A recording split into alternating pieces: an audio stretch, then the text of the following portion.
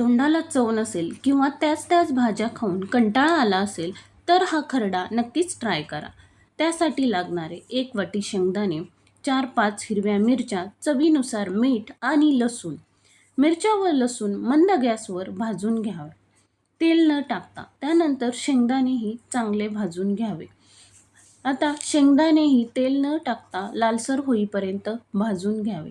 आता हे भाजलेले सगळं मिश्रण जे आहे ते मिक्सरच्या भांड्यामध्ये टाकावे. मग मिक्सरच्या भांड्यामध्ये घेतल्यानंतर त्याला मिक्सरवरती जाडसर असे बारीक करावे. जास्तीही बारीक करू नये. ओबडधोबड असं बारीक करावे हे मिश्रण.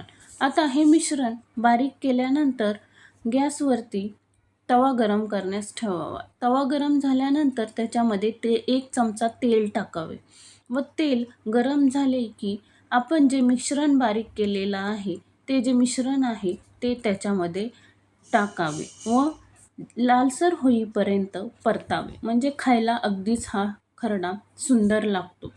तुम्हाला कशी वाटली रेसिपी आणि तुम्ही कशा पद्धतीने खरडा करता ते कमेंट करून नक्की सांगा. थँक्यू. रेसिपी आवडली असेल तर लाईक, शेअर अँड सबस्क्राईब करा.